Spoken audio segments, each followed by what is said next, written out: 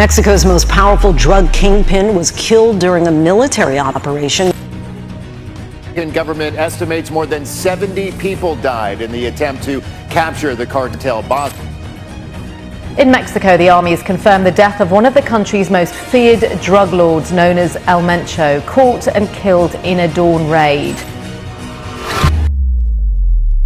February 22nd, 2026. Mexican military forces move into Tapalpa, Jalisco. A man is killed. His name is Nemesio Oseguera Cervantes. The world knows him as El Mencho. Within hours, Mexico is on fire. 25 soldiers killed in retaliatory attacks. 37 vehicles set ablaze across Guadalajara. Airlines cancel flights. Tourists trapped. The U.S. Embassy tells American citizens to shelter in place. This is what happens when one man dies. Now consider this. The United States had El Mencho in custody. Not once, 3 times. They arrested him, convicted him, imprisoned him, and then they handed him back every single time. By the end of this video, you will understand exactly how the most wanted drug lord in the world was arrested in America 3 times and handed back to Mexico each time to build an empire worth billions that now operates in all 50 American states. This is not a story about El Mencho. This is a story about the system that created him. Part 1. Nemesio Oseguera. Cervantes is born in Aguililla, Michoacán, one of the poorest regions in Mexico, famous for one thing: producing drug traffickers. He drops out of school. He grows avocados. In the 1980s, he crosses the border illegally into California, San Francisco. He is 19 years old. The San Francisco Police Department arrests him for trying to sell crystal meth on the street. He is deported to Mexico. 3 years later, he is back. Arrested again, deported again. He and his brother are arrested for selling heroin to undercover officers.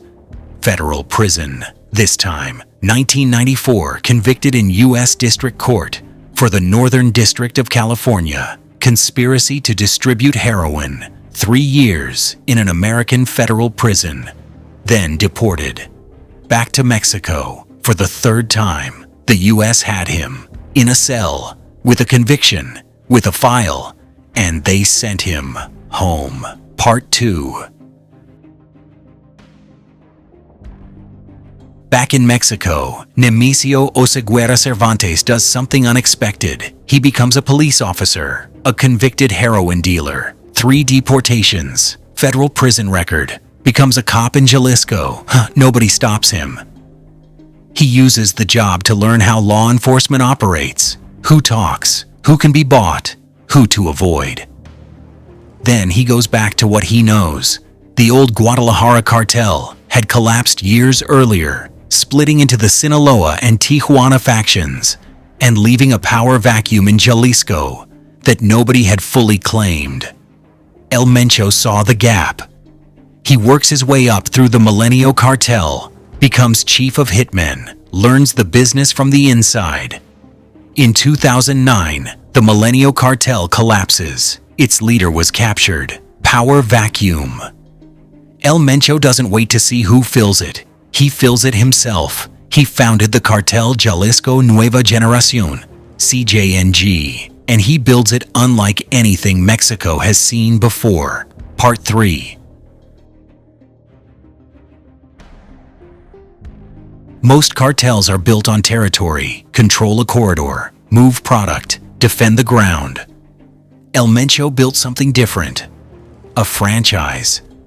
CJNG is structured according to the DEA, like a franchise business. 90 semi-independent organizations under one brand, one supply chain, and one command. You don't need to control territory if you control the supply of product and the distribution network. He pivoted from cocaine to methamphetamine when demand shifted. Then from meth to fentanyl when fentanyl became more profitable. He hired Russian naval engineers to design narco-submarines to transport drugs from South America. He deliberately avoided targeting American officials, keeping a low profile in the U.S. market, while building his war chest to an estimated $500 million to over $1 billion, according to DEA estimates. He built connections in over 40 countries: Australia, China, Southeast Asia, Europe. And while he was doing all of this, the DEA had 3 photographs of him. 3. From when he was an illegal immigrant in the 1980s. The most wanted drug lord in the world and the agency hunting him had 3 decades-old photos of a teenager from San Francisco. He understood the system better than the system understood him. Here is what every news channel covering his death is getting wrong. They are saying the most powerful cartel leader in the world is dead. That is true. What they are not saying is the cartel has contacts in over 40 countries. It operates in all 50 American states. It is structured as 90 independent franchises. Killing the founder does not kill the franchise. Security analyst Eduardo Guerrero Gutierrez said there has never been a more powerful organization than CJNG. Not the Sinaloa cartel, not the Zetas, not the Medellin cartel at its peak. The most powerful criminal organization in the history of the Western Hemisphere, built by a man America arrested 3 times and sent home. Part 4.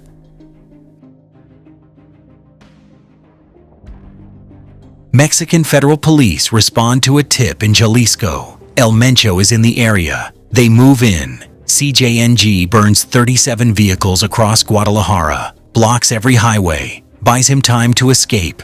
Operation Jalisco launches. Full military campaign. Intelligence confirms El Mencho is in Tenaya. As forces move in, CJNG gunmen shoot down a Mexican army helicopter with a rocket-propelled grenade launcher. 9 soldiers die. El Mencho escapes again. CJNG ambushes a federal police convoy in Ocotlan. 11 dead. 5 police officers among them. Same year, CJNG kills 15 state police officers in a single ambush in San Sebastián del Oeste. The deadliest single attack on Mexican police in over a decade. Every time the net closed, it cost lives to open it again. For 15 years, he escaped. Not because he was invisible, because the institution hunting him was outgunned, outmaneuvered, and outspent. By a man with a federal heroin conviction and 3 deportations on his record. February 22, 2026, a joint U.S.-Mexico operation tracks him to Tapalpa. A U.S. defense official confirms American military intelligence supported the operation through the Joint Interagency Task Force.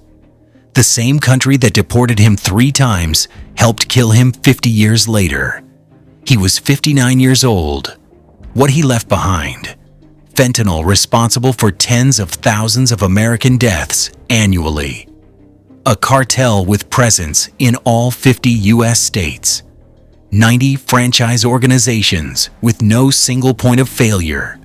A power vacuum that experts say will produce more violence, not less, in the coming months. And a succession war between at least 4 commanders who have never been through a leadership transition. CJNG has had exactly 1 leader in its entire existence. That ended Sunday. Nobody knows what comes next. Here is the final detail.